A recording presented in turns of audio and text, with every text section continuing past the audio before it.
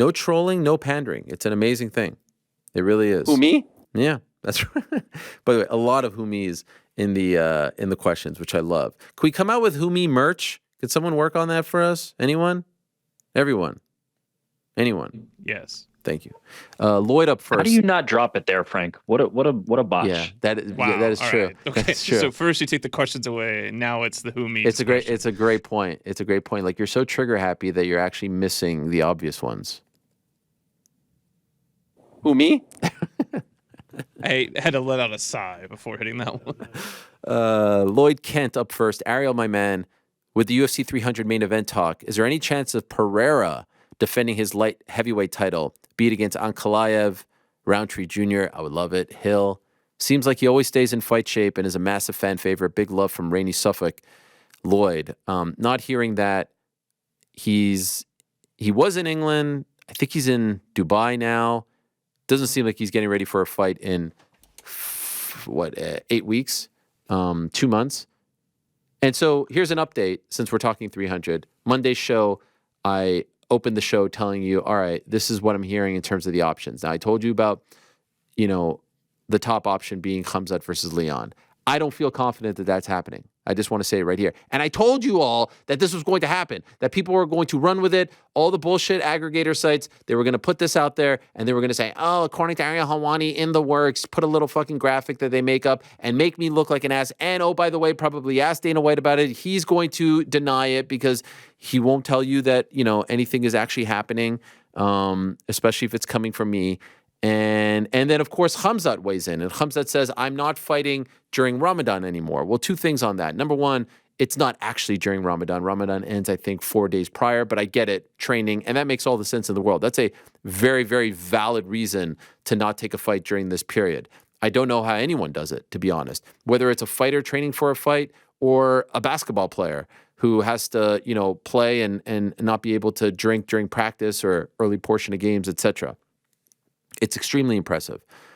2 years ago, he did fight during this period, and that was against Gilbert Burns. People change. I think he said any more. But also, I just want to tell you guys, number one, there is an issue. There is clearly an issue. I'm not going to speculate as to what that reason is, but we all know there is an issue with him being able to come into the United States. There is an issue. You think he's going to come out there and tell you that this is part of the reason? There's a reason why he says, let me fight in Saudi Arabia and why he's only fighting overseas. You think he's going to come out and say this? No, of course he's not going to come out and say, remember when I asked Tommy Fury about this same issue that is precluding the Furies from coming to the United States? They're not going to talk about it. So I'm telling you, this has been part of the holdup. And on this Wednesday, February 14th at 1:09 p.m. Eastern, I don't feel confident anymore in this becoming a thing. And they're not telling anyone. I wouldn't be surprised if they announced this, and Dana White told Kevin Iole yesterday that he's going to announce it at the post-fight press conference, which is just bizarre, and I feel like he's just messing with us by saying this because, let's be honest, why in the world? Like, you have an event, you have a platform, you're not going to do a commercial there? The whole issue with me and 200 was because they had this commercial, and now is that how the times have changed? We're saving this for the post-fight press conference at 2 a.m. on YouTube? That's what we're doing for the biggest card of the last 8 years? This is all very weird. And you're all driving yourselves nuts and working yourselves into a shoot. The point is, I wouldn't be surprised if he shows up and doesn't even tell the people involved that this is happening because they're so afraid of this getting out there first. But there are only so many options. There are only so many possibilities, only so many fighters available. And so let's see what they pull out. I'm not discarding anything. Nothing is being ruled out, but I'm telling you, they're working through all this stuff, and some people are being told, like, we're going to give you an answer soon, be on standby. And as I said on Monday, the clock is ticking. They have to make an announcement. They have to get this out there. Not only for ticket sales. Forget ticket sales. They could put the tickets out today, and it would sell out. Like I've always said, UFC, WWE, they're the only two that could say, hey, tickets are on sale today at this time. Not a single fight announced or match announced, and the joint sells out. Matchroom can't do that. Top Rank can't do that. PBC can't do that. Bellator can't do it. PFL can't do it. One Championship can't do it. Only them two in the world of sports and entertainment. Well, that sort of Venn diagram. Obviously, entertainment is a little bit different, but you get my point. It's not about the ticket sales. It's about getting those guys ready and giving them enough time to get ready. And we're now less than 2 months away. So they got to announce it. and I predicted by either the end of this week, which would, I guess Saturday is the end of the week as well, even though we kind of view it as the following week. Anyway, Sunday would be the beginning. I think by late Saturday night, we have an answer to this saga, for the love of God. Hopefully it ends soon. And honestly, at this point, I have no real feeling. I think Izzy DDP is right there. I don't understand why they don't do it. If I'm Belal Muhammad, I'm feeling some sort of way. I'm thinking, why won't you put me in there? Put Izzy DDP, put Leon Belal. Happy days, 4 title fights, everyone wins. Never been done. It's right there. Logan, I know it's a ways away. However, with last week's discussion of Apex 100 fight feasts, may I suggest a potential menu? You listening to this, GC? This is for you. Yeah, of course I am. I mean, I'm locked in. This is great. As he was like teeing up with last week's discussion, I was like, this has to be about Apex 100. Yes. There's a lot of intrigue. Okay. Drink, tap water, appetizer, wheat bread. Love it. Main course, unseasoned chicken with a side of uncooked broccoli. Is there another way to eat chicken? So Dessert, he's going. Wait, dessert, oatmeal raisin cookie. Your okay, what's thoughts? wrong with that? I knew Frank was That's going to like get my mad at favorite that. cookie. I knew he was going to get mad. So he's saying go completely bland, bored. Bored. Do we even? I guess we would film it, but like we can't have anyone else around because no one can watch It it. has to be filmed like on a Nokia flip phone, circa 2002. With Mark Zuckerberg. Like just a watching you eat it. maybe Yeah. a BlackBerry. Is there a BlackBerry that someone can? Did they have? That's actually a good idea, Frank. How Randy Brown was doing the tiny office picks from the Meta office. Maybe I go to the Meta office to do this, and we get Mark Zuckerberg to sit solo in attendance and watch me eat. Right. That'd be incredible. By the way, why didn't Elon Musk show up to the event? Wasn't he supposed to show up? Elon and Zuck at the same time. They were supposed to be there together. Wow. No. I think you're making this up right now. No. I had heard a thing that Elon was supposed to come to the Apex show on Saturday. I thought I saw that on the internet. Yes, I saw that this past Saturday. I thought you meant the one that No. Zuck rented it out. Yeah, I don't know. He wasn't there though. Clearly, yeah. Jelly Roll was. Yeah, Jelly Roll's everywhere, man. You like I can't him? turn on the TV without seeing him. I've actually never heard a song by him. Really? Yeah. I mean, I saw him on the New Year's Eve special. I saw him on the Today Show. Saw him at the Apex. Saw him at the Grammys. I mean, I see him everywhere. A lot of face tattoos. Yeah. I mean, I don't know his story, but I've heard he has a very good story on Okay. the rise to fame. You're I more got of nothing a against him. Luke I Combs enjoy guy? seeing him. Is it Jelly Roll versus Luke Combs? Is that the debate? Are they both country? Yeah. I like Luke Combs. Yeah. Sexual chocolate. Good day, Ariel. 2 questions. What is the best fight you think, if all goes well, UFC can make for the next MSG card? I mean, we can't even get a main event for 300. What are you talking about, MSG? Feels like a ways away.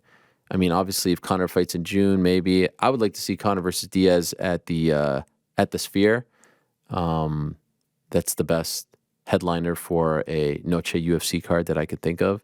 Might be a little too soon after June 29th, but MSG a little ways away. Do you think Owen Hart will go into the Hall of Fame? And do you think that WWE should remove horrible people from their current Hall of Fame? That's a tough one. Owen Hart, yes, his family has said that they don't want and wouldn't accept the distinction, the honor. So I think they're just trying to respect their wishes. And, maybe with Vince gone, that changes.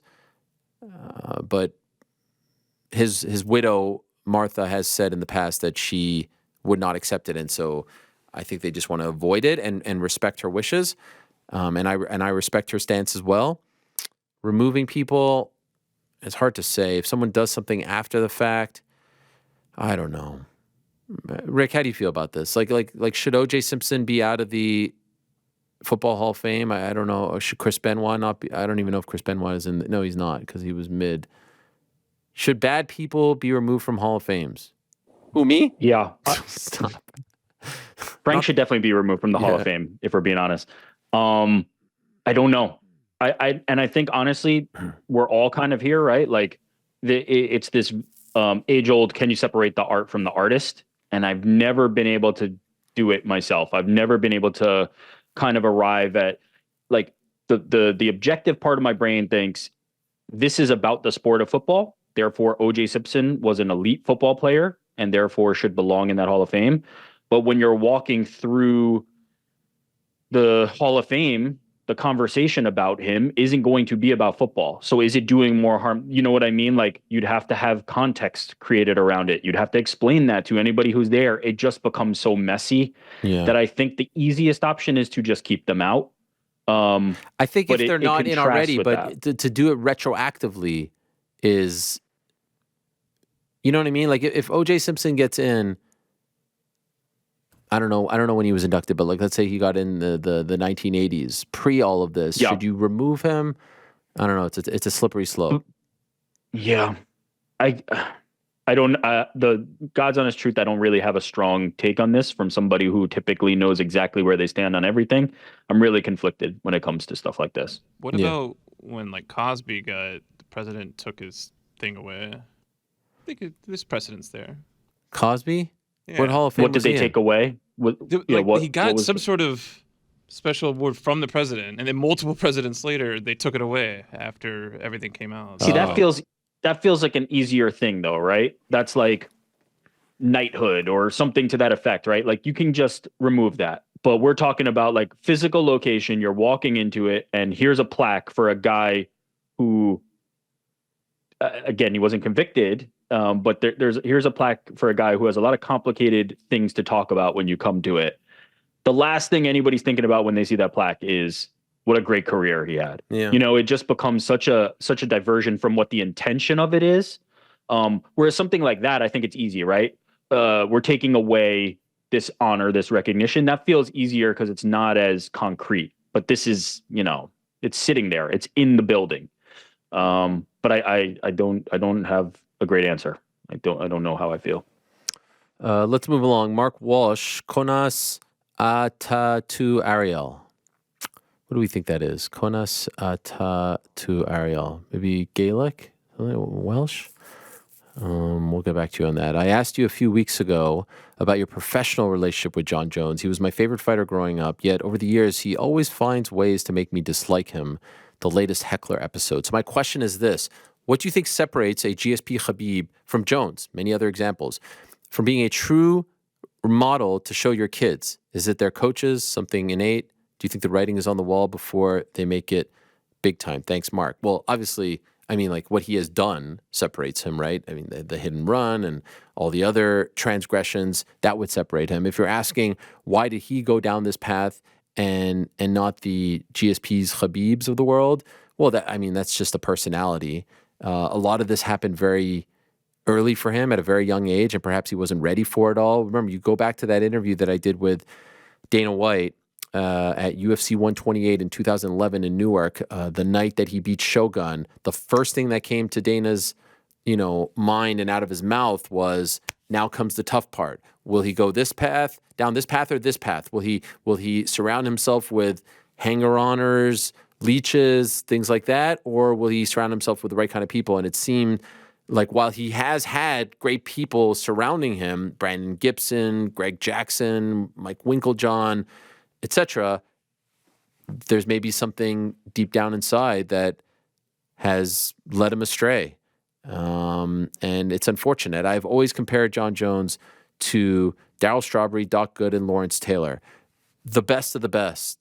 And Lawrence and all of them are champions, but it always kind of felt like they couldn't get out of their own way. And they had incredible God-given ability, but bad decisions would always derail whatever momentum that they've been on. And he's done an amazing job of always overcoming these things, but at some point this is going to catch up to him. I'm not saying whatever has happened recently is going to catch up to him because he didn't do anything illegal or truly embarrassing to his family or anything like that. But it's tough. It's tough at times. It's tough to defend. Skill-wise, resume-wise, what he's accomplished in the cage-wise, no denying the resume. Greatest ever. No one has had a run like him for as long as he has had it. But it's a nature versus nurture thing. And with Jon, I would, given the people that he has been around, I feel like it's more of a nature thing. Cole, Ariel, another amazing pay-per-view ahead of us this weekend. If I may get your thoughts on these topics.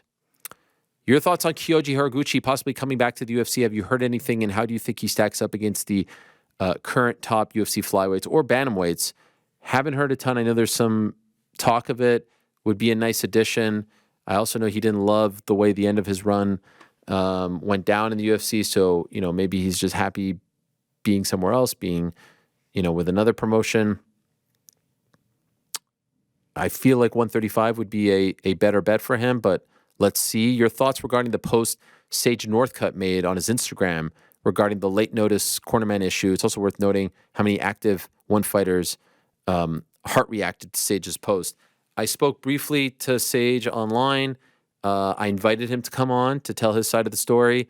He told me he wasn't feeling well and that he would get back to me. And so I am awaiting that. Here's the thing about Sage Northcutt. It takes a lot to make that guy mad, and he seems pretty damn upset about it all.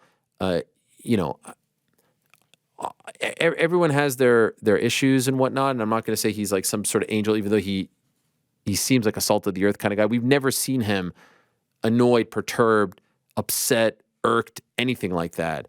And so that to me is a massive red flag, and that would suggest that something went awry and that he was wronged. I'd love to hear his side. I'd love to hear Chatri / ONE side.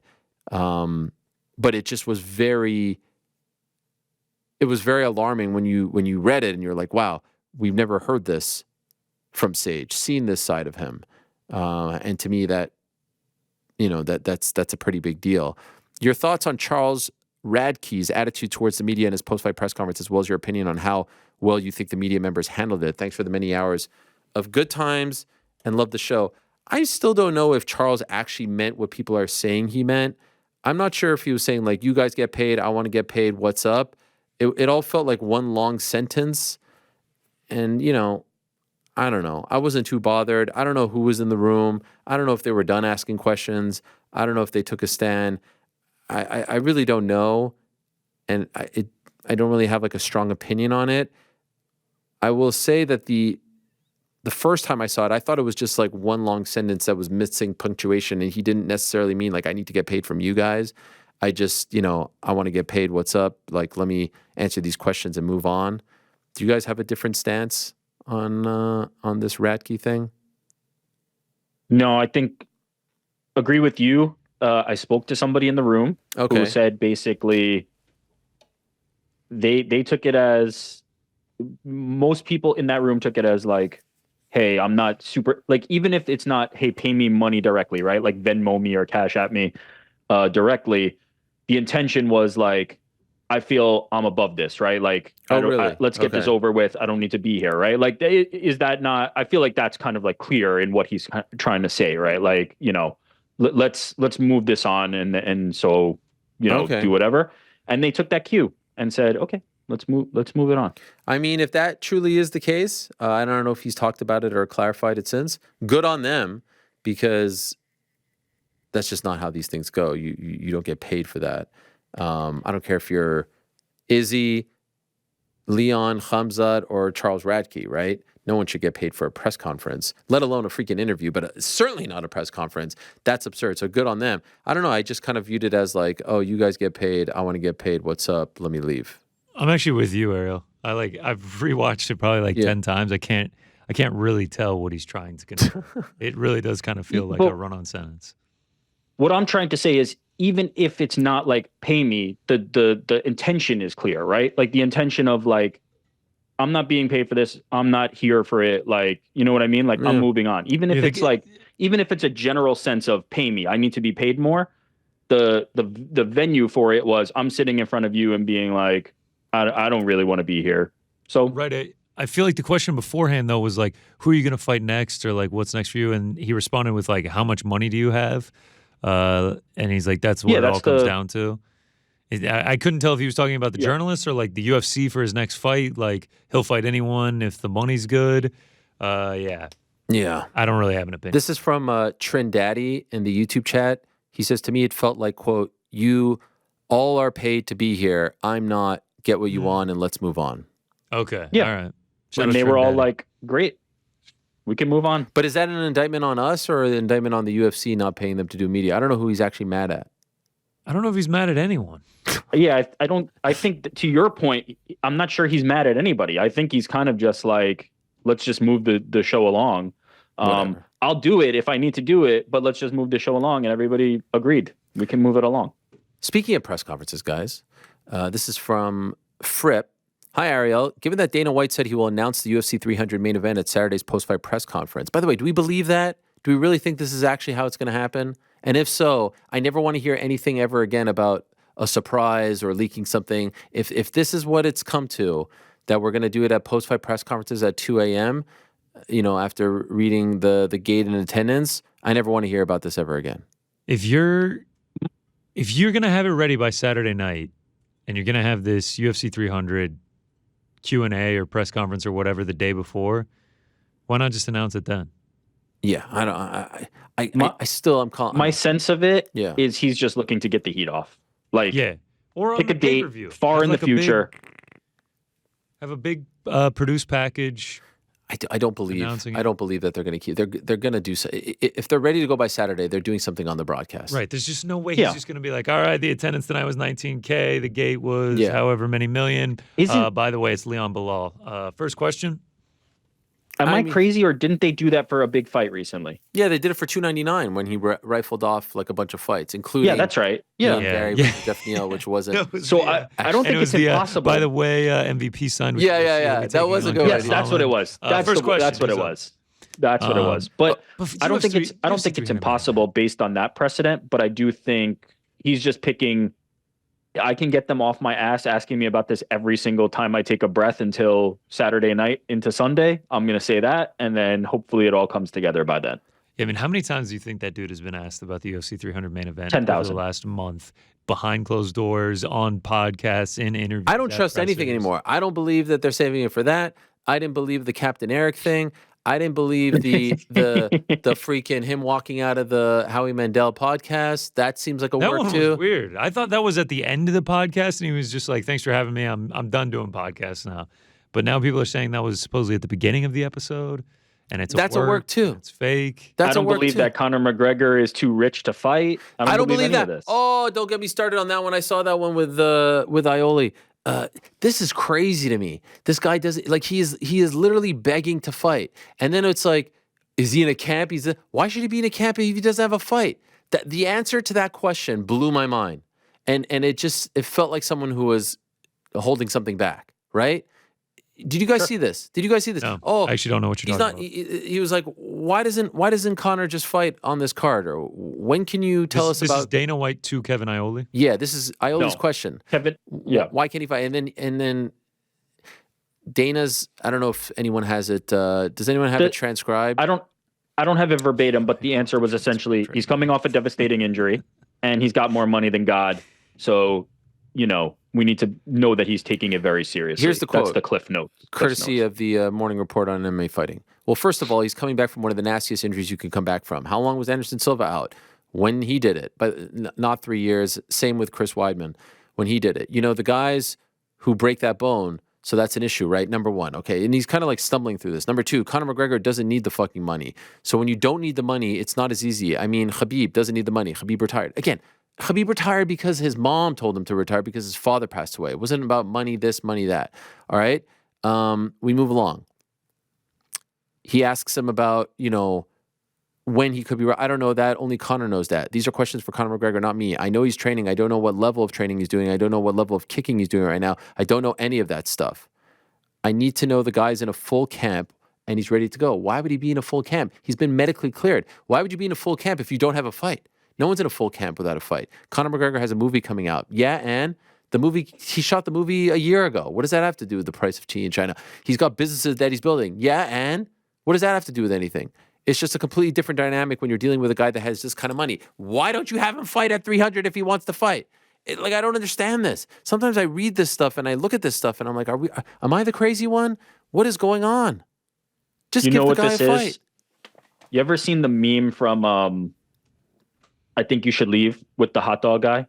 Oh yeah, we're all trying to figure out who did this. We're all trying to figure out who did this. I mean, all time. Basically, I can tell by Ariel has not seen this. Yo, no, you thought Ariel was ripping through binge watching? Who, I me? Think You Should Leave. No. A Was guy that on crashes before or after Billy Madison on TNT at 2 a.m.? I think you would watch. I Think You Should Leave, and then you text us. This is so stupid.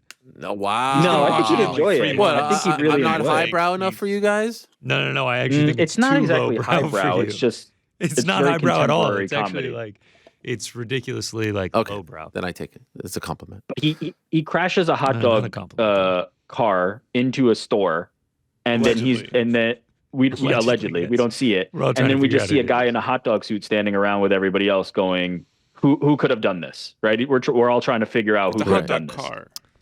The call's coming from inside the Listen, house. it's Like, way we funnier know- when Tim Robinson does it, and he's wearing a hot dog costume, and it's a bunch Yes. of paid actors. I'm trying to articulate it, but it's basically a verbal we know we know what's happening here. We know Yes. that the call is coming from And inside everyone's the like, house here. Okay, boss. Okay. Sounds good to me. Taco Oh, wait, I didn't even read the question. I didn't even get through the question. Should we expect Leon versus Belal as it was a big one? They probably would have announced it in a different way or reading to us. I mean, I guess we'll find out. Who the fuck knows? What happens if it's Leon Belal after all this? What will happen? I would love I'll be that. disappointed. I would love that. I would actually think it would be hilarious. Everyone worked. I would love that so Everyone's much. just like forgetting about 298, incredible main card, 299, even better. They've been worrying about this for months. I would love to know the first time we actually like talked about 300. You remember there was a period people were asking us in this segment, 300 main event, 300 main event. And I was like, it's way too. Yeah. It's like 10 months away. It's 11 months away, and it ends up being that after all this. That would be a massive disappointment. And I'm actually with you. We're going to get it. Like, we're going to get the main event. I want it bad, but, like, we're going to get it. We just have to be patient. If they had announced this on the heels of Max and Justin, I feel like it would have gone over better. That's my honest opinion. If they had just said... Did you see the thing about tickets going on sale and, like, the dude with the flag, the UFC 300 flag? And, like, there was conspiracy. Oh, Some yes. Some people were saying graphic. McGregor. Some people were saying DDP. That was DDP, I think right? I thought it was DDP. No tattoos on the back. I don't know what. I don't know. I mean, a little bread. Someone made a cool promo where it was like 300 and then it turned into 30 and 0. You saw that? God. That was I mean, sick. Some guy on Twitter originally came up with that, and now like I've seen people recreate it. But yeah, it's essentially UFC 300. UFC fades away. The 0 split. It becomes 30 and 0 question mark, and then the maniacal McGregor laugh comes in. Could you imagine if the UFC actually dropped that? I mean, it would be insanity. chaos. That would be maybe the coolest promo ever created. And then they announce Khabib Conor too, UFC 300. Dana White, Saturday night, Sunday morning after. Listen, no one would be UFC happy. I mean, whoever 98. thought about that is like is a Khabib promotional versus Conor's genius. happening. I'm All right, not- next question. I'm not ruling out any. Imagine. 19,000 gate Khabib Conor too. Who's got the first question? I'm not ruling out anything. I'm not like. I hope they have a massive holy shit rabbit out of their head. You know, like it would be great.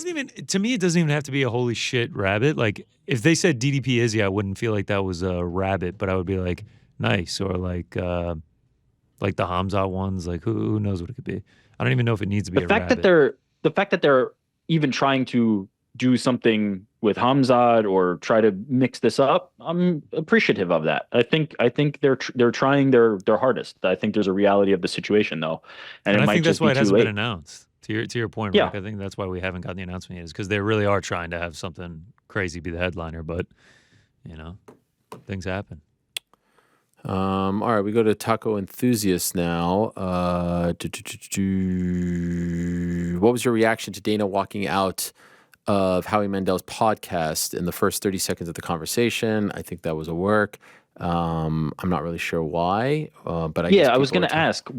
I thought the same thing, but why? What was the intention there? Like maybe Dana didn't have time, and they were just like, "Let's do something that's going to grab a headline." I mean, not dissimilar to this Henry Cejudo and Captain Eric thing, where it didn't really seem to have much of a purpose other than to grab attention. Here's I one don't thing know I what know the about Dana reason would White. be. Dana White loves celebrities. Dana White wants to be a celebrity. Dana White likes being surrounded by celebrities. He ain't doing that to Howie Mandel. Just like that, he didn't even say anything to him. I saw the clip. He didn't say anything to him. Maybe he didn't have time. Who knows? Maybe they're saving this for a different conversation down the line. Oh, next week, here's the real conversation with Dana. Come on, guys. This is, and I think it's like a newish. Howie's a comedian, we should also say, by the way. This is a newish podcast. Hey, Dana, let's do this bit where you walk off, and then next week we follow it up with come on. What are you guys new? What's going on here? Howie also posted it on his TikTok, I'm now saying. You know Howie Mandel's like a TikTok superstar. 11 million followers, this guy. Is he really? I've seen him. 1 million on IG, 11 million on TikTok. 11 million? 11 million. TikTok loves Howie Mandel. What does he do on there? I don't know. I mean, like, sometimes he's just like walking around a store. Other times, like, I mean, the Dana White one's doing well, but I mean, it's mostly from his show. A lot of just selfie videos. Good for him. He's quirky, and I think people like kind of have latched onto it. The common germophobia between you two? I think he's Canadian, too. Wow. Yeah. Wow. Is he? I didn't know that. This is cut from the same cloth here. Yeah. Is he still doing Deal or No Deal or whatever that is? No, I don't think that's been on for a while. Talent? Oh, yeah. Yeah. Howie Mandel, 68. Good for him. Wow, this is in the New York Post. The Dana thing? Yeah. But this is I think, to your point, like it worked to get attention, but I'm still curious, like, what was the attention for? Right. Toronto, by the way. Nice. Mandel, yeah. We move along. Bob, hey Ariel, if Topuria pulls off the win on Saturday, what would you be the most interested in seeing next for him? Surely Volk's resume would warrant an immediate rematch, but I think changing of the guard opens up a lot of exciting doors. Do you think the UFC would ever consider going in a different direction? Here's the thing. Max is in the mix, but obviously he's fighting Justin Gaethje, so let's just put him off to the side for a second, because if he wins, he might stay at 55. Who the hell knows? Defend that belt. If Volk loses, he deserves an immediate rematch. I don't think anyone would disagree with that. If he doesn't want the immediate rematch, if he's banged up, if he's, who knows, hurt, if he's needing some time off, there's only one answer, and that's Yair Rodriguez.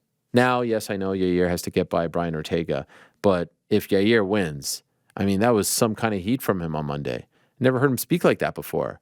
Calling him a bitch, calling him this, calling him that. Now, if Ortega wins, then maybe it's him as well. But the thing about Illia is, if he wins, and especially if he wins in spectacular, dramatic fashion, I mean, he is going to be on a rocket ship. He's got Spain behind him. He's got Georgia behind him. He's got the look. He's got the fighting style. He's got the gift of gab, all that.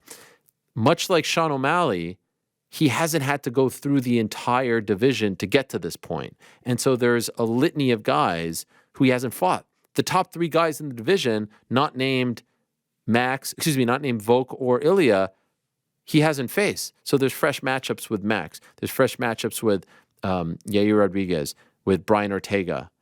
The best guy, probably Josh Emmett. And so there's, just like Sean has, all these dudes who he hasn't fought as well, from Corey to Merab to Henry, etc., etc.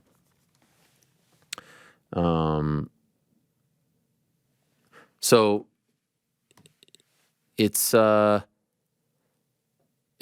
good spot to be in if you're the UFC. You've got this very popular, very exciting, good-looking, marketable guy, and all of these fresh matchups waiting to go. And he's got some heat with the guys already.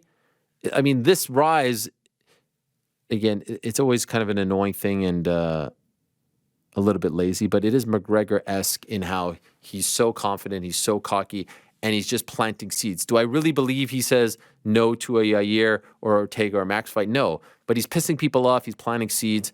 I remember that video that Conor did at Fox where he was sitting there and they were just rifling off names in the featherweight division. This is very early days. Like, this is either maybe before the Max fight or right after the Max fight and the injury, and so he was out for a bit.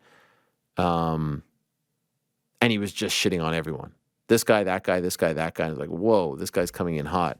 And so let's see.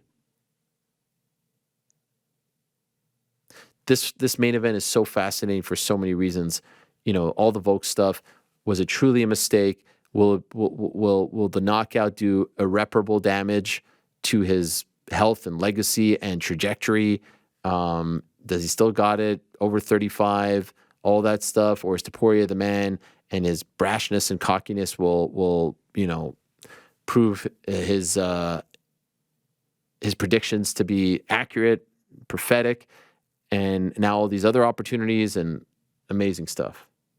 Am I crazy, or does it feel like Topuria's not the champ, but the one with nothing to lose and to prove, and it feels like Alex is coming in with all this pressure and all this stuff and expectations and things to prove?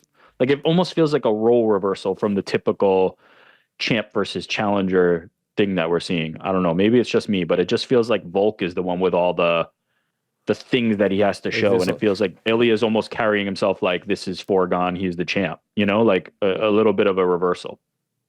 Well, it's an interesting thing because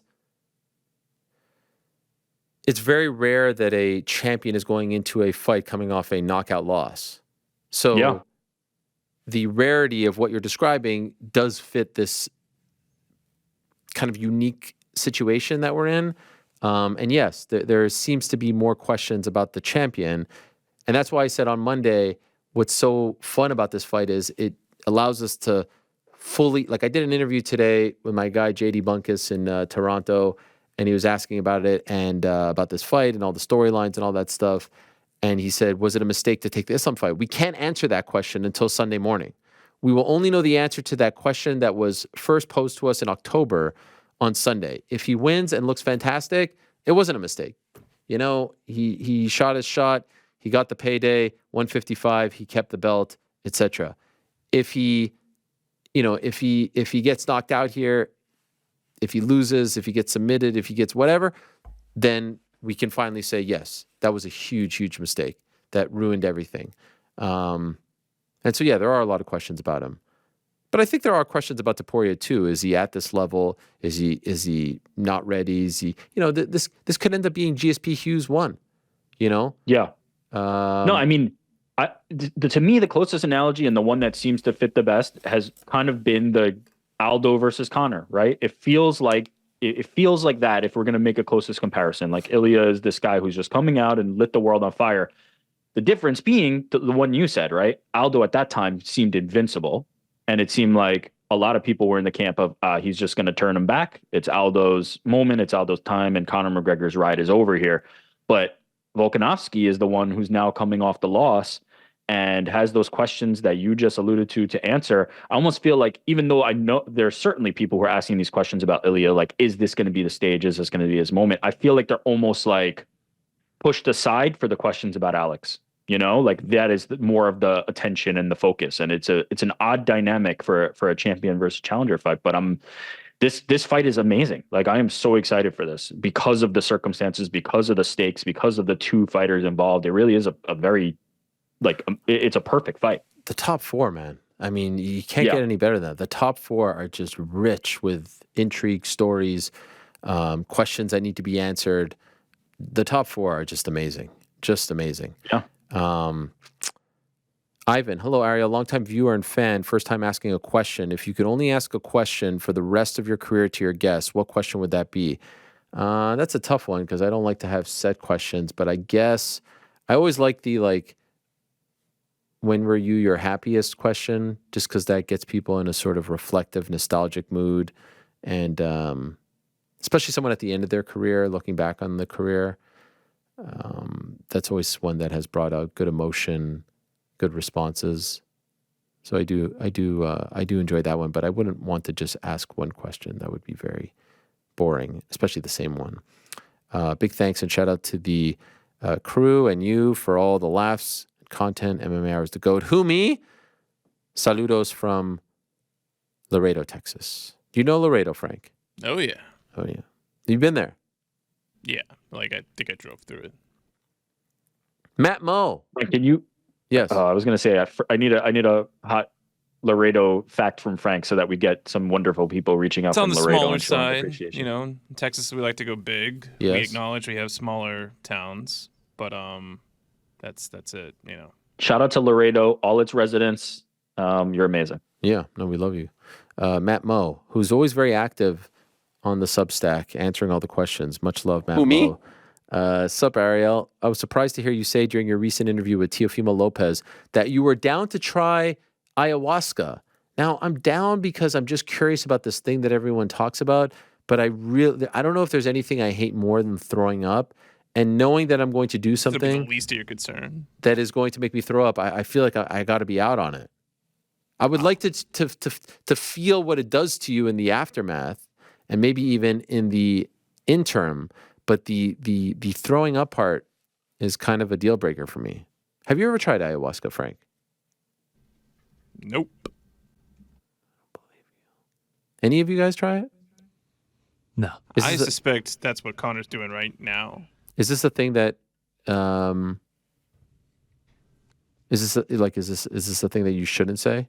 No, you're fine. No, I think you can literally go to like these Peruvian resorts, shaman, these places, and they call it the plant medicine. Yeah. I've never done it, but I am fascinated by it. I am fascinated. Would you do it, Rick? I think I would do it, but the problem is I have too many attachments in life right now, right? Like it's very difficult for me to be like, I've got 3 kids and be like, hey, Holly, I'm off to go take some plant medicine. I'll be back in a week. Like it's Catch just you a on the flip rough. side. I think like if you're gonna Yeah, do it's it, just you a need to rough like thing. want to do it. Like you're gonna go and seek it out. But yes, I would be open to it for sure. I would be open to it as well, if I'm being honest. But it's All just, right. is there any way of doing Field it trip? without? Is there any? Yeah, do you think it would be good team bonding? No, We could do like an no. MMA hour. All of us tripping on ayahuasca Live. together could get the out trip of doesn't hand. even last that long. It's the aftermath Also, it's- of like. I think it would actually we'd be. It's like we're in the bunker I together. mean, we're either It's going been into dis- the bunker together and coming out the tightest knit group of all time, or the show's over after it. I don't think there's. Do you think we're saying things that we will regret? I don't know. You never No, know. it's- You- We should you start see with the people in sweat different lodge. lights when you start tripping.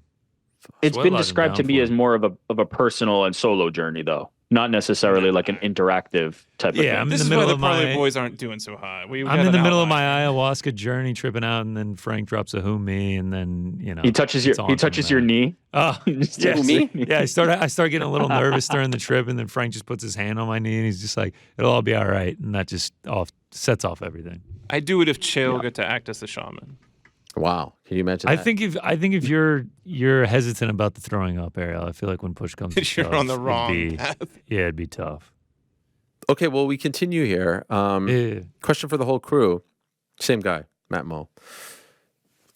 Excuse me. What psychedelics have you all tried, and what was your experience with them? And how about for the next UFC Brazil, the MAR crew do an ayahuasca trip to the Amazon and have a live show from there? Thanks for all that you do.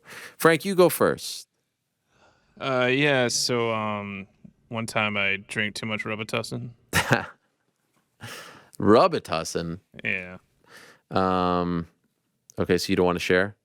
That's right. GC. I mean, now we're really talking, though. I like this idea of a live show from the Brazilian Just go right ayahuasca. back to. It'll be fantastic. Yeah, we can all have. It would the be good acai content. bowls and Yeah, I would not want a camera around me. As far as past experiences, I will say. Here's- I plead the The Here's last- the problem with all of us doing it, though. Okay. please, Rick. We have a certain group dynamic, right? Now this is going to throw everything into whack. Who knows who's going to come away completely changed? Two people may be completely different. All 4 of us may be completely different. Maybe none of us are. There's too much at stake here. I feel like I don't know what. we're all like going to the open our unknown of third what's gonna eyes, happen. and it'll be great. Yeah. Who do you think is the likeliest to really freak out? You. I mean, it's just like not even a question. No, you know what's? I feel like it would actually. I'm speaking from inexperience. I don't know, but from what I've seen and talked to people who have done it, like I feel like it would open you up, and I feel like you'd actually really enjoy it at the Imagine end of this, it. 'cause After it's a you're tea done usually, right? physically. We're all drinking from a gourd, done. and then it gets over to Helwani, and he's like, "Nah, I'm not gonna drink out of the same gourd as everybody That's else." true. That's true. The other problem And then he'll is throw up. being next to people who are throwing up. Like if my kids are throwing up or wife, whatever, I can't. Then I feel like I want to throw up. So if all of you are just throwing up next to me, I'm going to feel sick as well. I don't I'm not think gonna you'll lie, be it's- focused on that or thinking about that. It's really like throwing up itself isn't bad. That takes like 10 to 15 seconds. It's the build up to it that's the worst part. Yeah. And I You don't could feel write a like this book. is I don't think this is a long buildup. I feel like it's just kind of like, it's coming. It's just like, oh, here it is. Let's get rid of that. Then you're done. You could have a book called Wretched, the Ariel Helwani Ayahuasca Trip.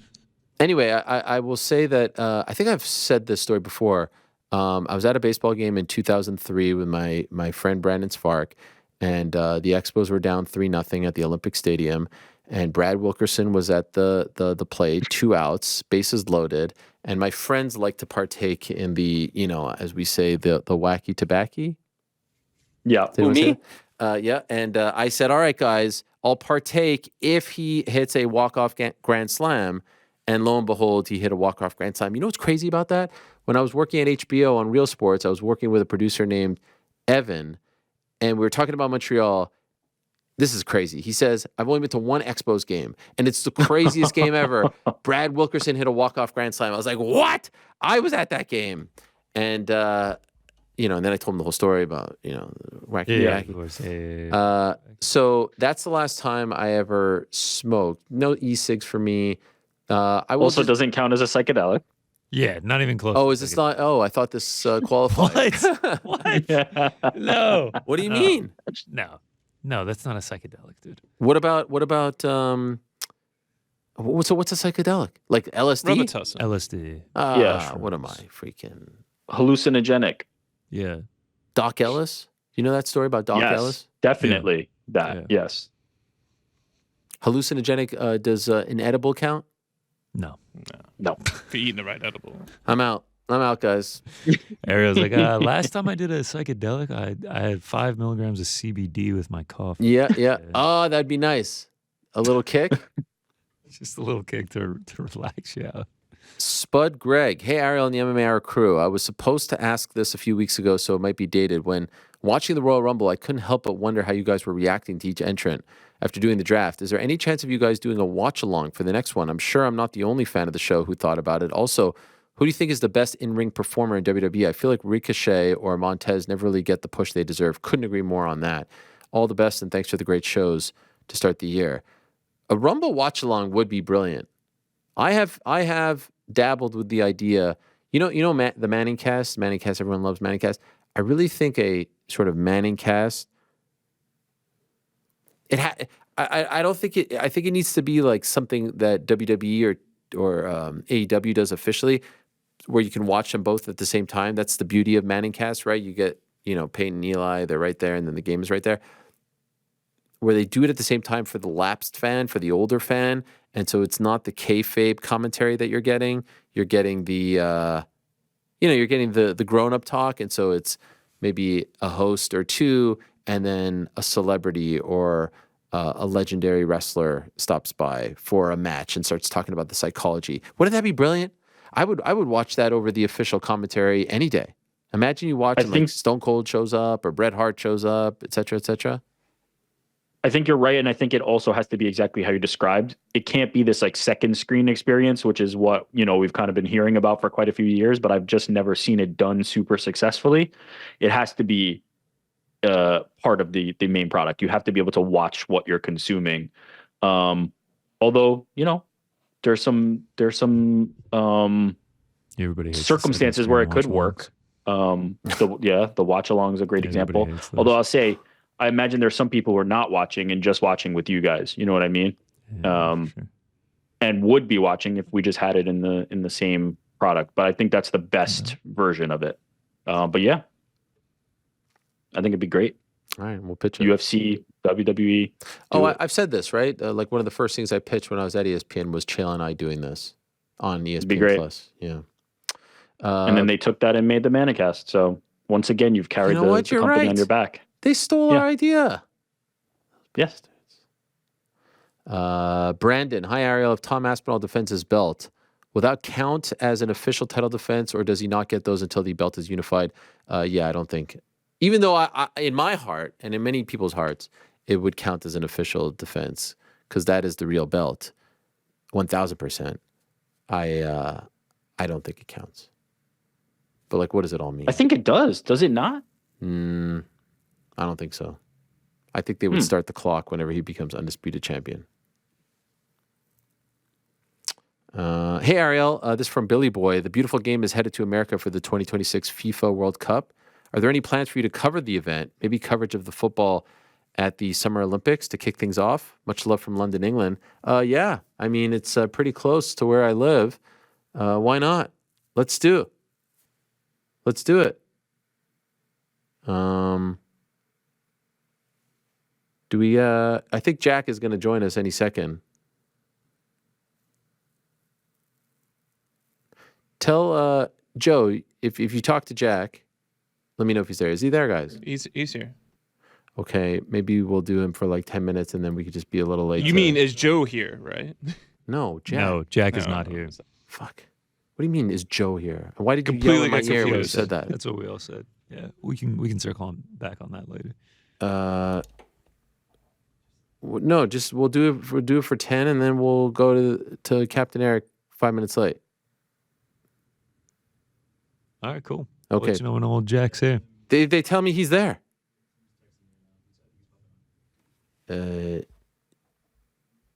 Yes. Okay. Let's do that. Hola,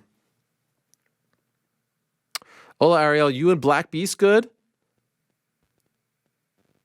Yes, we're good. Black Beast loves me. He just doesn't like doing media. And so if you notice, he doesn't really show up anywhere.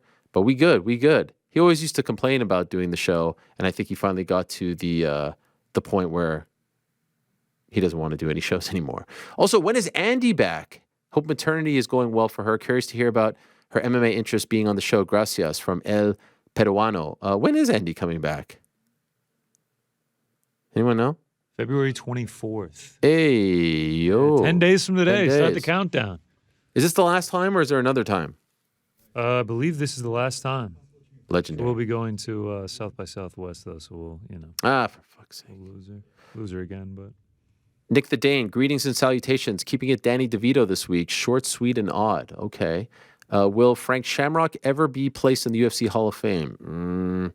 Maybe if Dana White is gone. Until then, probably not.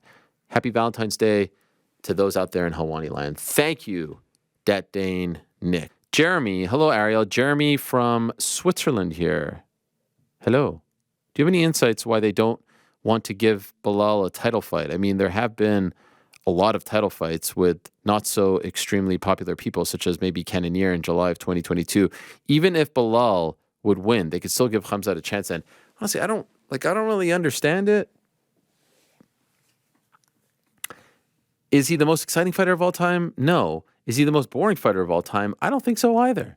And I don't buy the theory that he's in some sort of doghouse because they put him on the weigh-in show and all that. And I know that's different than the UFC matchmakers or Dana White. That's the production team. But it is a little weird. It is a little strange. I don't really quite get it. I mean, the resume would suggest that he should be next. The resume would suggest that he has done enough, that he is more than deserving, and yet they don't want to give it to him. I don't get it. I do think he will get a title shot this year. When that is, I don't know, but I do think he gets a title shot this year. Good day, sir. This is from Gavin. I'm going to list several questions/statements. Choose whichever you'd like. With as long as you've been in this game, the ups and downs, the relationships gained and lost, with the ones you've lost, is there ever a self-conscious part of yourself that wonders if there was anything you could have done differently? Jon Jones, Patty, Molly, etc. Molly and I are on very good terms. I spoke to her before the fight, after the fight. No issues there. Maybe she doesn't want any sort of drama with other people in her lives, but we're good. We've always been good. Patty, Jon Jones. I don't really know. What is the beef with Jon Jones? I don't know what it is. The Patty thing, obvious. Have I ever taken a shot at Patty on the show? Have I kicked him while he's down? I was just responding to the vitriol, and I know he's been asked about it since and said again, as I've said time and again, I'm happy to shake anyone's hand and move on because I think life is too short. And it's amazing how many questions I get about the beefs. Are you friends with this media member? Are you friends with that media member? One that I keep getting a lot these days, and this gentleman asks about him, are you and Bisping still solid? I get asked about Bisping a lot, and I don't know if he's taking some shots at me or whatever. I really don't know. I haven't seen it, but it is. I get asked about Bisping like 5 times a week when looking at the questions. And I guess these are things that I would have missed if I wasn't looking at the questions. But no issues on this end. Known him for a very, very long time. I know, he's, a UFC employee, and if there's anything somewhat controversial, he'll probably side with them. But like in terms of something specific, I have no idea. I don't know if he's taken a shot. I don't know if he's slagged me off, as they say. If there are any examples, I guess please do let me know. It doesn't come up much on this show. We certainly aren't taking shots here, so I don't know what's up with that. I figured with how hard you could be on yourself, somewhere deep down, it has crossed your mind, did I mess this up? Of course you ask yourself those questions. I ask myself that question about everyone. And I don't know, is there one that I would fix, take back? Like, wouldn't do anything differently with, not really. And maybe that's on me. Maybe that's me just thinking I'm always right and everyone's always wrong, but I can't really think of one of these quote unquote famous beefs when there's like, less than 5 that everyone loves talking about that I would do anything differently. I think that they're just mistaken. They're just haters. Anyway, we move on. It seems like your boxing duties are really coming around, though some boxing media likes to hate on you because they're unaware of the greatness. What's the limit with you in the boxing world? What's the hate? I don't get. I see them not crediting us, but is that hate? Maybe that's a direct result, or maybe a byproduct of hate. But I don't see people shitting on us. Maybe I'm wrong. Maybe I'm doing a good job of blocking all this out, and maybe that's for the best. Does your love of MMA limit how much you will allow yourself to do? No, I'm enjoying all of it. As we all get older and thoroughly look forward to Highway Helwani, please start writing some of this stuff down. At some point, it'll be hard to remember the details and we'll miss out on so much. It's a good point. I have thought of that. I have really thought of that, and it's a great point. I need to start either writing it down or like recording some of it, because I do feel like my memory is getting a little foggy. Me? Yeah, that is me. Will your employer... These are like real pointed questions here, Gavin. Will your employer support... And yes, I know I chose it, but I am screen grabbing a lot of these quickly. Will your employer support more on-site gym visits like what PT just did with Leon Edwards, like you did with Katie Taylor? Would be nice. At the moment, there's no real sort of vehicle for that, but we're talking. We're talking about things. Why in the world is Mike Goldberg not employed by a major organization? No idea. That's a question for them, but he is the man and a pioneer. Shout out to the entire team. Everyone has something to contribute, offers something different, and many times have me in tears laughing. Much respect to you all. Thank you. Thanks, Gavin. Oh, guys, this is from Rob. Howdy, gents. As you know, Valentine's Day 2024 falls on a weekday. Yes, in fact, it is today.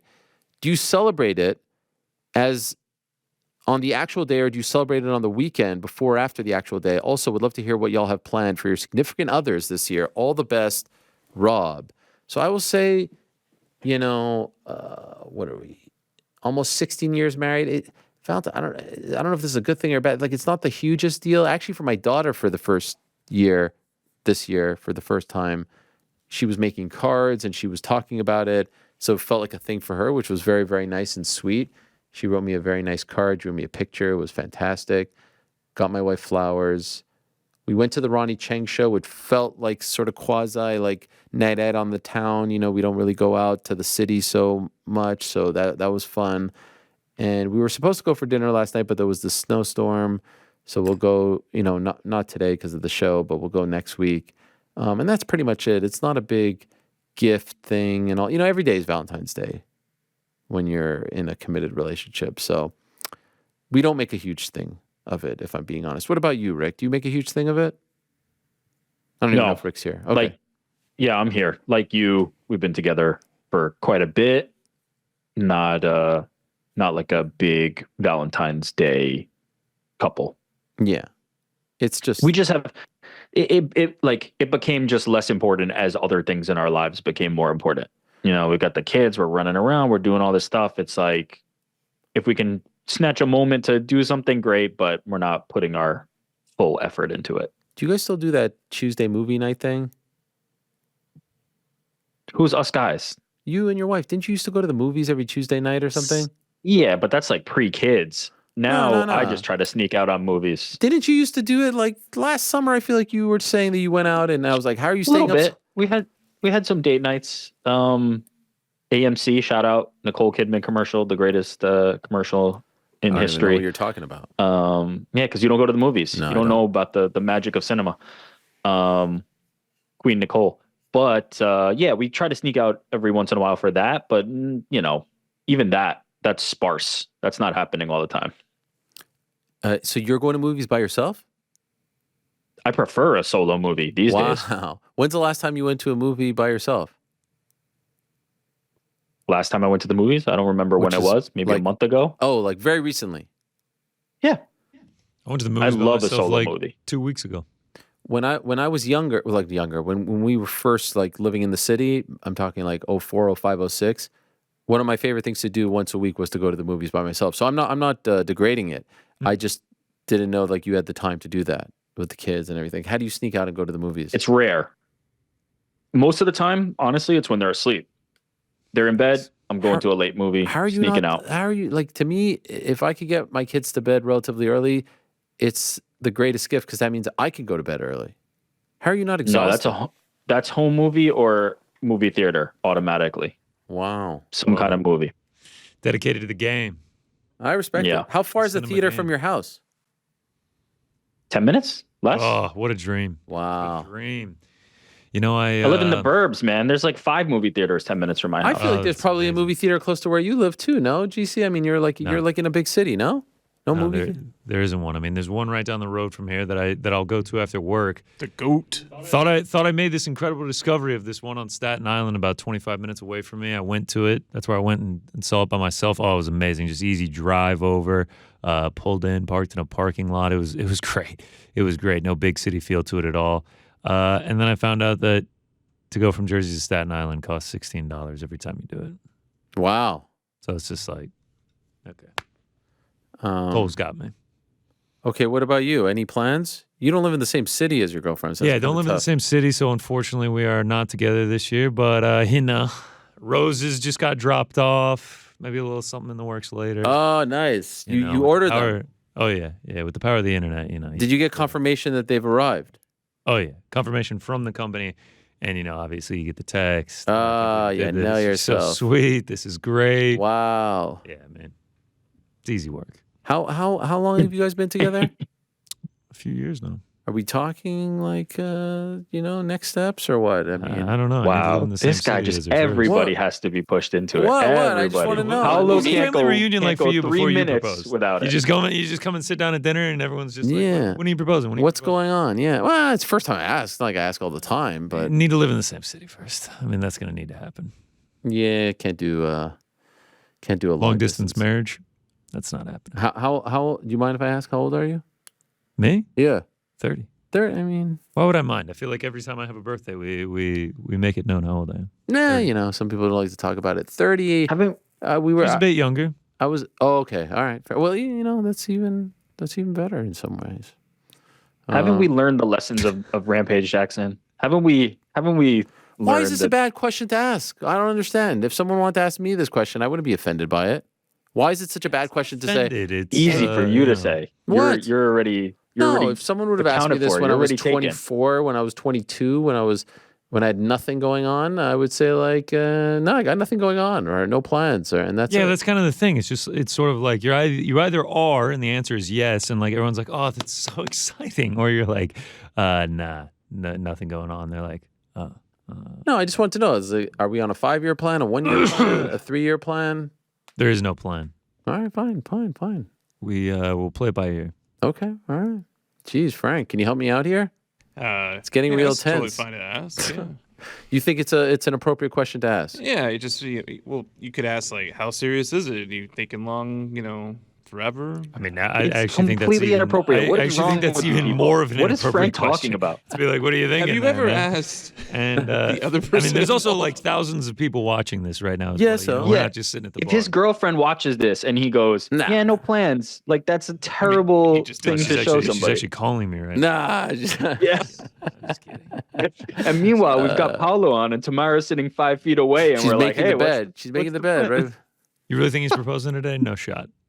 I mean, he said no chance. No chance. Maybe on the mic on Saturday after a win. I was thinking, No. What do we think? Travis Kelce, maybe that I heard a lot of talk about maybe he was going to get on one knee after they won, but then he didn't. They've been do that. together maybe, for like 10 Paulo. years. These two, Travis Kelce and Taylor, have been together for 5 seconds. Yeah, I'm saying maybe this is it. Maybe he can make good on the wrongs that happened with Travis Kelce. He didn't step up to the plate. Paulo can be our champion. What changes? You throw a piece of metal on your finger. I'm not even a medal winning guy. Party. The 3 married guys. That part I agree with. No roses got sent on Valentine's Day. I brought home an orchid. My wife, Wow. multiple one. Like there's like 5 of them. 5 variations or 5? Nah, same one. We don't like the mix. My wife hates cut flowers. Really? Yeah.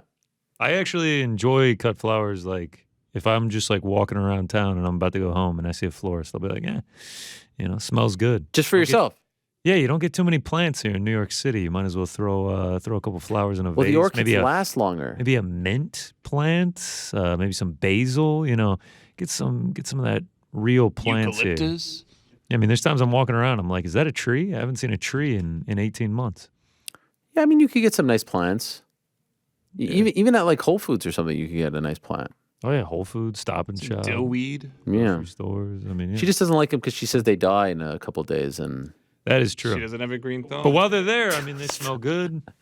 It's nice. Yeah, it is nice. Okay, we could say. Oh, by the way, Frank, you actually seem to be the most romantic of the bunch. So, any plans for the holiday? This year? She's out of town on work, so wow. She got a text message first thing in the morning, and now it's smooth sailing to next year. Wow, that's amazing. Wow, that's it. Really just a text nailed message. That one. Yeah. Yeah, I mean, if I think were the wife has to have a before 10 a.m. rule, similar to your birthday one. I mean, she had a birthday recently, and I woke her up at 12:02 to let her know that it was her birthday. So, you guys Valentine's chocolate guys? First of all, can I just say, if someone's sleeping, I would not wake them up to tell them happy birthday when it's 12:02. That's you text annoying. people at midnight. Yeah, but I'm not actively waking them up. Well, good thing you're not in the relationship. Chocolate guy. Not really. Wait, hold on. I do want to go back to that. Was she in town? Like, she was in the bed right there, and you woke her up? Oh yeah. Grabbed her, rocked her back and forth. Hey, it's your birthday. I'm actually with Ariel then, yeah. Yeah, it's annoying. In person? I mean, maybe if you're calling and you don't know if they're asleep, and then if they don't answer, then you leave the message that, I mean, if someone shook me up to be like, you're 31 years old, I'd be like, if you don't get out of my face right now. Yeah. By the way, if your wife is at a hotel or something, I would have found out the hotel. I would have sent her something, Yeah, so if she's going to take the flowers the guy onto that the got plane, 5 they're orchids? just going to die. Yes. Now we're arranging these whole lavish things at hotels? Yes, because I mean, you're not together, so it's a little different. By the way, 5 orchids, that's something to sneeze at. It's a big deal. Frank Unless actually you're just allergic. sneezed at it. Do you have to individually water them with the syringe and all that? No, it's part of the same thing. It's the part of the same pot or vase or whatever you call those things. Yeah. I'm sure that was appreciated. I like orchids just because they last so long, Yeah, that's a plant. I'm pro plants in the house. Mm-hmm. Okay, this one also. Should I go to the next one, or is our guest here? You should go to the next one. Okay, I was told he was joining. Is there no sign of him? Not yet. Joe stepped out for a second, so. Well, is there someone there on the? No, I can confirm that no one is there. All right. Vicky. Hey, Ariel and team. I wanted to know all of your thoughts on female UFC/MMA fans. Are your wives, girlfriends fans as well? Do they watch the fights? Is Andy a fan? By the way, 2 Andy questions. Shout out to Andy. Hope her mat leave is going well, by the way. Vicky must be Canadian if she said mat leave. I'm a huge UFC fan. I'm in an all-guys group chat. I train jiu-jitsu, but sometimes I get a bit embarrassed explaining what I do with my Saturday nights to other women. Do you have to be a macho woman to enjoy the UFC? By the way, you sound like 99% of the people watching this show right now. You sound like they're a dream woman. You're probably watching Apex events and getting fired up over Jack Hermanson versus Joe Pyfer. You regularly have female fighters on the show, which is awesome, but I rarely hear questions from women. Love the show. Much love to the team, Vicky. I I wouldn't say my wife is anti-MMA, but she's certainly not going out of her way to watch it. And we used to watch a lot of the fights when we lived in a tiny apartment and there was nowhere to run, nowhere to hide. But now I just kind of go up in a room and watch it by myself. Sometimes she'll say, oh, is this person fighting or what happened? But not so into it. Not because she's against it, but just because she's not a big sports fan. Any of you guys have significant others who are fans? At the beginning of starting like working on the show, my girlfriend was much more into it. I think because it was like new and fresh. Then she kind of sees the slog of the Apex week in and week out, and she's become less interested. But it's not like I put it on and she's like, turn it off. Right. But like, you know, I mean, she was talking about how she loved Roxanne Modaffari. I mean, back in the fall of 2021. Now it's more so, oh, this is a crazy fight. You know, kind of just like casually. When is this over already? Yeah, sometimes some of these Apex cards, she's just like, how many more fights? I'm like, 9. Yes. 1 a.m. Enjoy. Frank, what about you? Frank's wife pulls up for the watch parties. Oh, that's right. All of them. She likes it. She enjoys it. GC, there's a question here, which is to you and I. We'll take a couple more questions and then we'll call it a day. Tremendous stuff from DJ. I mean, what a guy. And what a setup, huh? He's got a nice setup. I mean, once over. We need once it comes into all of our houses, man. This is from our good friend Nim. Ariel and GC, it has become apparent, especially in the last episode, you both have a penchant for our beloved British culture. To that end, I've suggested a head-to-head on who is the honorary Brit of the show. Oh, my gosh. By the way, I have not looked at any of these, but he gave me a heads up about it, so I put it in the pot. I haven't heard anything about this. I'm actually a little bit worried now.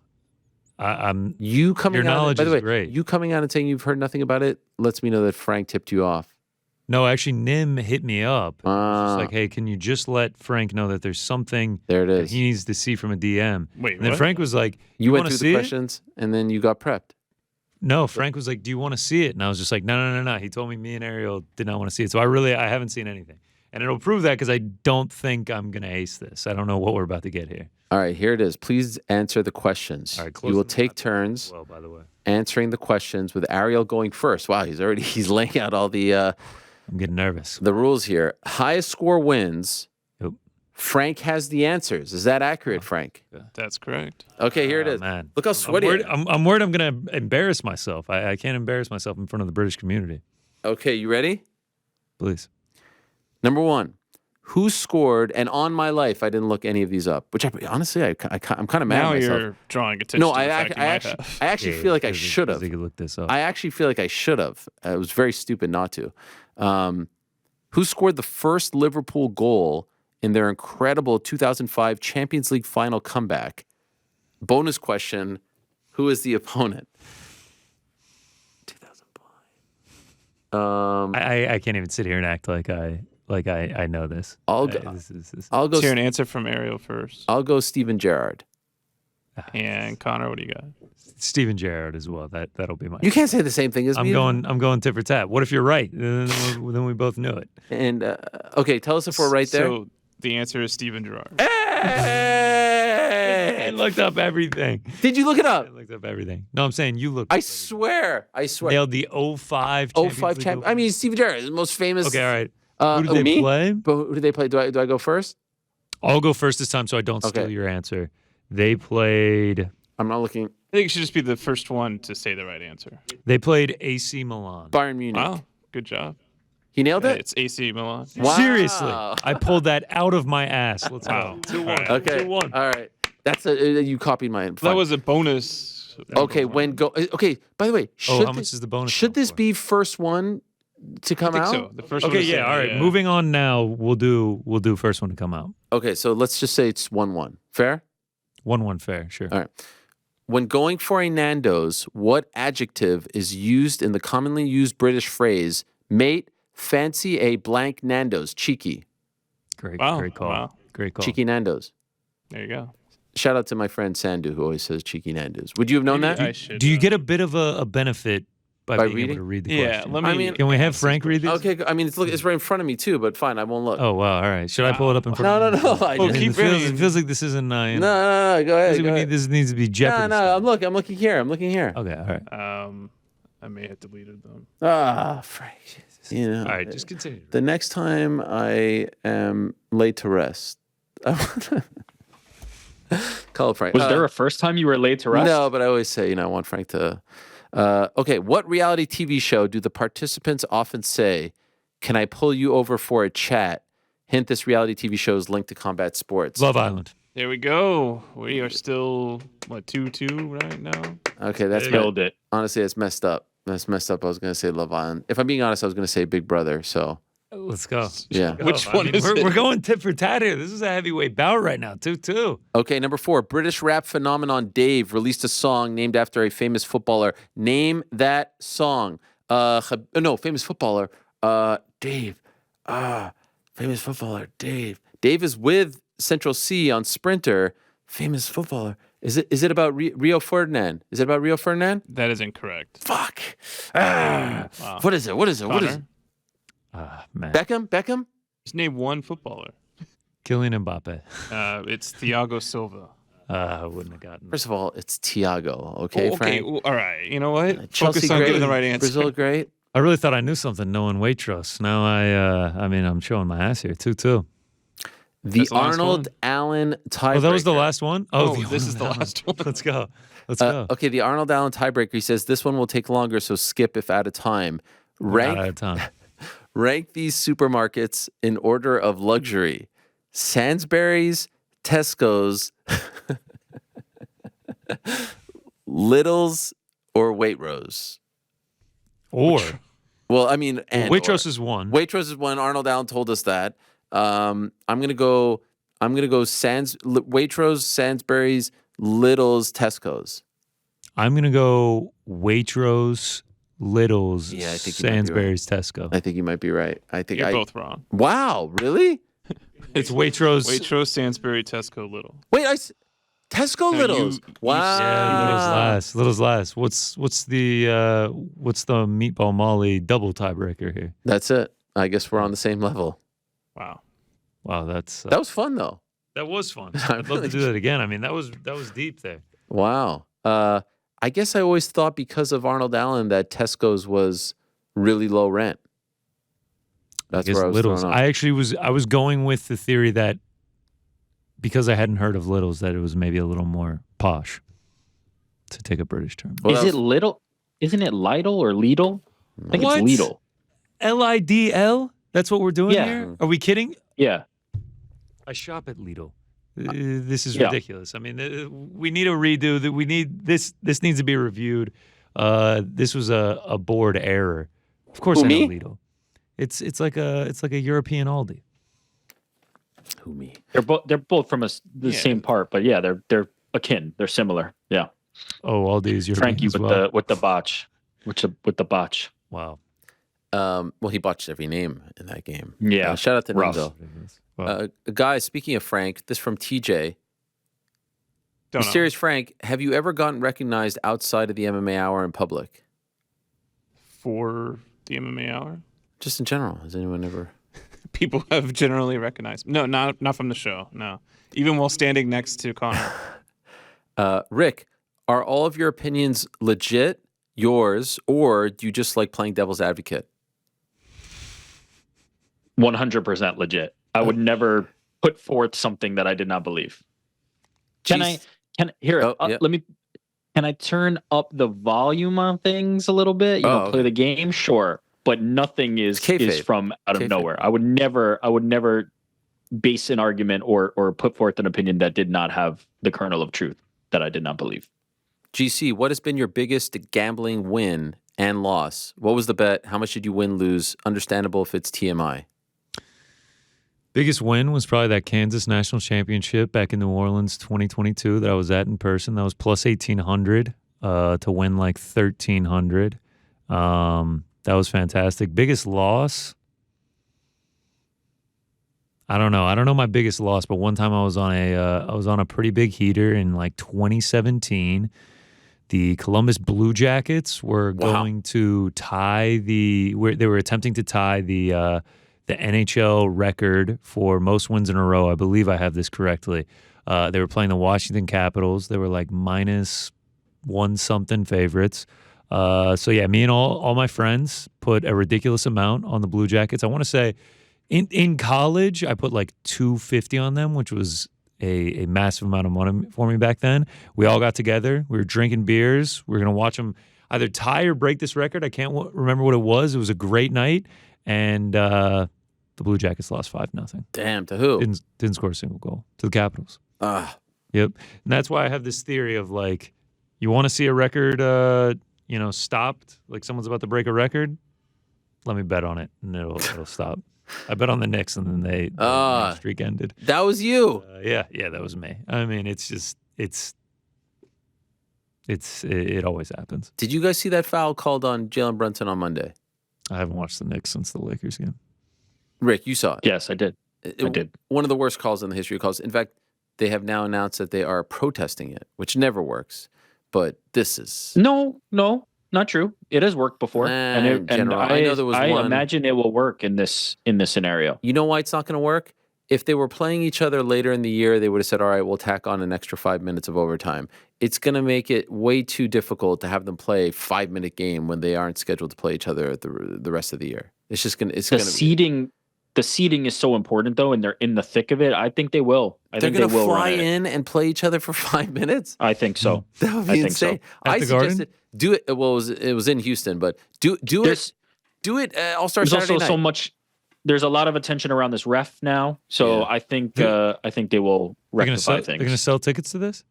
I don't know. A 5-minute game? No, I don't think they sell tickets. I think they do this, close set, And they're going to have 5 minutes, and it's going to count as much as a normal game? It's overtime. It should have been overtime. He didn't foul him, and then they called a three. They called a foul on a 3, and he hit the foul shots. It's crazy.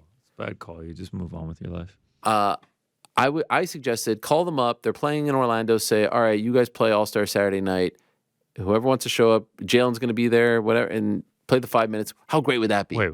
You say to the teams, whoever wants to show up, shows up? Yes. You guys want this badly? What is this? The recess? The blacktop on recess? Knicks go to another Texas city on their schedule, roll into Houston, knock it out. That'd be cool. James, hi, Ariel and crew. I have some great news for New York Rick. This week, Warner Brothers Movie World Theme Park on the Gold Coast, Australia, announced they are building 2 new roller coasters, and they are going to be the Wizard of Oz themed.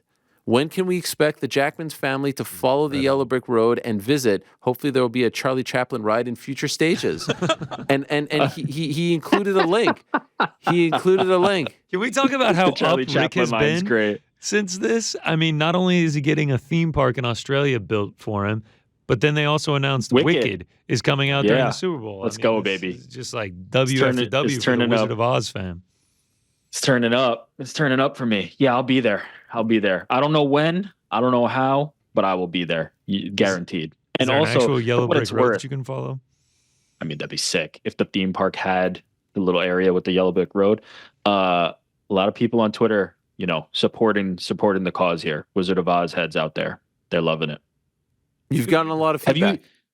Oh yeah, people coming. They're taking arms against you guys for your downplaying of the greatness of the Wizard of Oz. It's a good movie. Have you ever seen Wicked, Ariel? Did you see the? No, I'm not a big Broadway guy. Too cramped. I'm not either, but as you can imagine, that's in the wheelhouse. Quite good. This is a fun one from Andrew. Hello, Ariel. What kind of a texter is Turki Al-Sheikh? I can't divulge. I'm sorry. You working right now, man? Who, me? No, I just feel like that's how he texts. Oh, man, you guys got a show right now? That actually sounded like the drop. Who, me?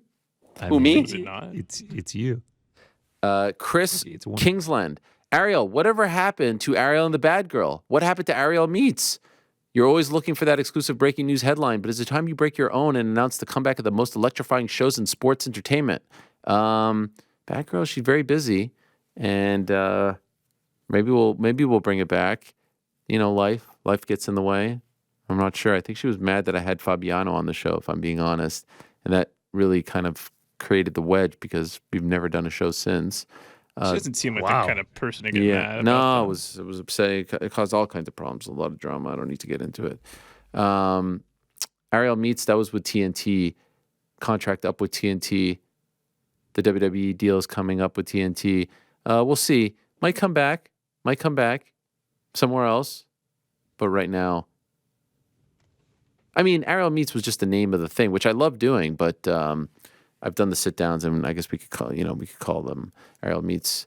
Pretty much what we do on this show, like 12 times a week. But I get it; it's different. And really, what made it so different was the way it was shot. Those guys were the best full crew that I've ever worked with. Those guys, they're unbelievable. The ones over at TNT and BT Sport. Loved working with them. Last question. Have you watched Chris Eubank Sr.'s interviews on Talk Sport? What's that? Me and Frank just laughing back here. No, this is totally different. I'm talking about doing the sit downs. Don't get all freaking. We were laughing about something else. What are you laughing about? I'm talking. This is a completely different show. What are you talking about? Ugh, enough. Chris Eubank Sr. on Talk Sport. Rick and I talk about this all the time. He's been on a media tour, somewhat uncomfortable at times. Some good stuff. Anyway, he says, Helwani, being a journalist, how would you react mid-interview when Chris Eubank Sr. Suggested Conor Benn fight Harlem Eubank? New York Rick, how do you feel as an advocate of the Eubank Jr. versus Conor Benn fight? I don't know. There's a lot there. It's a little uncomfortable because it seems like it's a father-son situation. I love Chris Eubank Sr., but I don't know. It's a bit sad to see, and I hope it all gets figured out. I'm over the Eubank Benn fight. I don't think it should happen. I think it makes no sense. And there's just too much there, but I don't know. I love Chris Eubank. I don't know why he always says the Rastafari thing in the middle of some of his answers. You notice that? Yeah. That's Thomas. Yes? I was just going to say, I'm not out, but man, we're getting there, and no interest in Harlem. Like, the fight is between Chris and Conor. Okay. Obviously. Two more. Thomas, what's up, Ariel? I got a fun one for you and the crew. What was the most depressing moment in your MMA fandom? As an example, here is mine. Let me paint the picture. UFC Vegas 68, empty Apex, 2 a.m. Eastern. Kyle Nelson, Do-Hoo Choi just went to a majority draw. You sit there and contemplate what life decisions brought you to this moment. Do you or any of the other members of the crew have a specific moment that stands out in your mind similar to this one? In all seriousness, thank you for introducing me to this crazy sport we all love so much. GC, got one? Depressing? No, not really. I mean, when Volk got head kicked, that was pretty sad. Nothing that like it's. I mean, at the end of the day, it is a sport, so like I'm not going to get depressed over it. I mean, you referenced the Kyle Nelson Do-Hoo Choi majority decision at whatever time it was.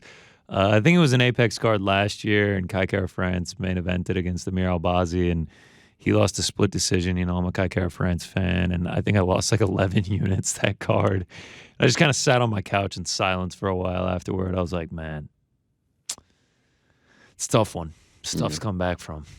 But that was more betting related than the actual sport itself. Oh, man, there's just so many here. 2 questions for Conor. Can we give Conor his flowers? How did this dude make the transition from behind the scenes to on-camera talent? Was that the plan the whole time, or did it happen organically? This is from Hamzako. Interested to know his Twitter and IG numbers before and after the glow-up. Ariel asks me this every once in a while. I mean, it was not anything. It was just like 900 Twitter followers or whatever. It was not much. I mean, in like one of my first interviews, you asked me if I would come on camera. And? I said, yeah. You were in. Sure. You loved it. Let's do it. His second part is, how dare you? A man offers up his favorite film of all time and you shit all over it without offering your favorite for a cross critique? Shame on you. Mine. Let's hear it, GC. Your top flick. Would love to hear everyone else's top movies besides Billy Madison, of course. Interstellar. Interstellar. Yep. Come on. It's not even like top 5 Nolan. Come on. We can't do Not that. Even top 5 Nolan. Name the top 5 Nolan. Please go ahead. So let's start with Memento. Memento, Dark Inception, Dark Knight. Okay. Inception. Better than I said, Inception. yeah. So we got those three. What was the one with Oppenheimer. the magicians? Better than Oppenheimer. And yeah, The Prestige. Those are 5 right there off rip. Prestige is pretty good. You just named 5 Nolan movies, though. But they were all better basis. than Interstellar. Well, you hate Interstellar, Frank. You're like, it's not real enough. They go into a dark hole. Meanwhile, your favorite movie is about some guy that falls in love with a robot. What was you call it again? Blade Runner? Get out. Oh, wow. You've just upset the internet. My favorite movie is Fight Club, by the way. That's a good. Great movie. Fincher. Great movie. Fincher's great. Never seen Have the you whole seen Oh, The is Killer? that why you were asking me about The Killer every single 4 minutes? Have you seen The Killer? God, Okay, he keeps asking us in the back here if we've seen The it's Killer tracking. as well. Now it's tracking. Fincher's great though, so props to you, Shout Frank. out. Well done. Sonny What's your favorite Alien Chung. 3? Who Not me? even a top 5 Nolan movie. I mean, just one of the worst. Come things on. ever. Yo, Not Ariel even. and crew from Sunny. Quick suggestion: the new camera angle should be the quote fourth wall camera for any time you guys break the fourth wall. I think it would be a fun bit. Wishing you all the best. So he can run with that one. I think that and the studio camera, the 2 fourth wall ones. Oded is asking me when I'm going to be in the celebrity NBA game. It's long been on the bucket list. I just don't know how to make it happen. You guys know anyone that can get me in this game? Action Bronson, probably. I mean, I feel like I can make the cut. Has No? Bronson played in it? That's a good question. I'd like to be involved Can just I- once. Can I be an assistant coach, a water boy, something? I mean, you see these names? Did we do this game Can I last say time? something? Yes, go ahead. I have not been in on NBA All-Star Weekend in years. Like it just isn't exciting anymore. not even gonna Not a watch a fan of second it. of it. Oh, Really, it's one of my favorite I weekends watch of the it, year. but it's really bad. It's just the quality has gotten so trash. Celebrity All-Star is the only thing I really actually enjoy That's so anymore. crazy. Is this Because they weekend actually All-Star play. weekend? They This weekend actually is, play. Nice. Nah. Whereas the NBA one, they do not play. There's no actual basketball being played. I like how the NFL switched it to like a skills-based kind of like fun type of thing. The Pro Bowl just was dead, and so is the NBA's All-Star. Done. the crown jewel MLB is the 3-point MLB contest. still good. They still take the 3-point seriously to the point where they're doing Steph Curry versus Sabrina Ionescu. That's a real sign they're taking it seriously. No, for sure. because they both had an incredible last showing, and so we're doing. That's fun. I'm in. I'm not going to watch 298. It's very I'm gonna watch serious this when as you're a- recruiting people from the WNBA into No, the it's NBA. a separate. There's the 3-point, and this is like a cherry on top. Don't be such a Super hater. serious. John, Mr. Helwani, longtime listener, first-time question asker, excited to go to UFC Atlantic City, especially to meet the great GC and or New York Rick. My question is, when do tickets go on sale? I find it strange that there are many events at the Boardwalk Hall, the venue, with tickets for sale after March 30th. Is this event in danger of being moved to the dreaded Apex? Not that I heard of. Guys, tickets on sale yet? Any Not that I've info? seen, no. They're not on sale yet? Oh wow. Not that I've seen. Damn. No. Am I tripping? That's wild. If they move it That from is- AC to the Apex, No. I don't think they then will. I guess we're just gonna have to go to the Apex. Although you might be getting a special Mano pack. Fiorot, Aaron Blanchfield main event, but I don't think they're moving it. Let's roll. Andy Koufax, last one. Last night, Is that a real name, you think? I don't know. Last night, as I took my last bite of what was a tantalizing gorgonzola encrusted steak, I don't think that's a real I have name. to tell I you think guys, this is a troll. you gotta I read think this is a the troll. Substack questions, by the way. There's like so many little nuggets in there. They're really, a lot of them are very entertaining. And washed it down with a pull of raw milk latte. It dawned on me.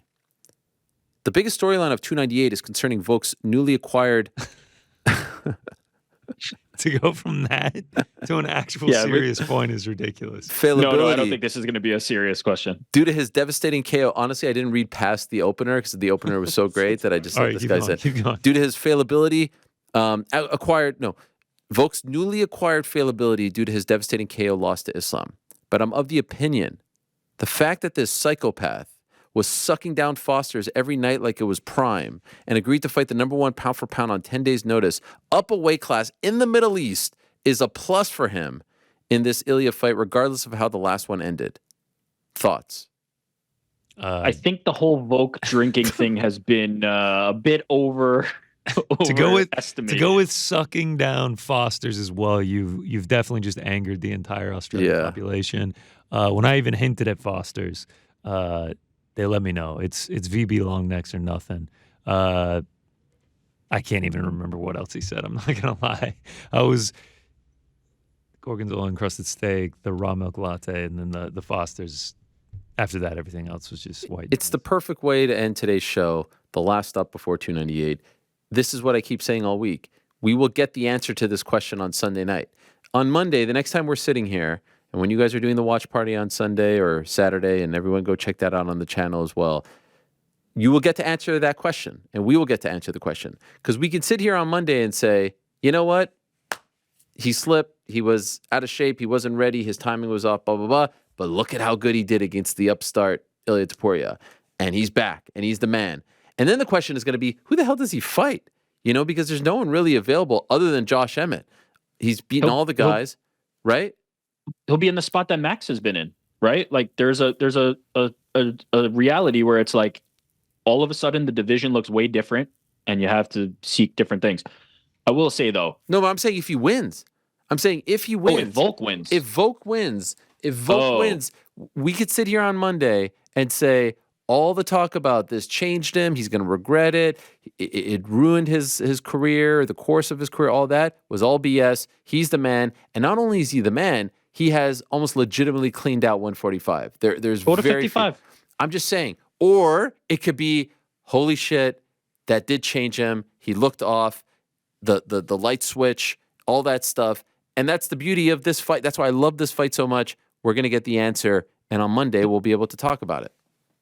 There's a world, though, where he would have got by Illia anyway, right? Like, it comes for everybody. You can delay it, but it does come for everybody except for Khabib. And so the thing that he did, which was securing that bag, getting that new deal, you have to take it. Even if it was a mistake even if he wasn't going to get got by Illia, and maybe that did change him, he secured his future. He secured his family's future.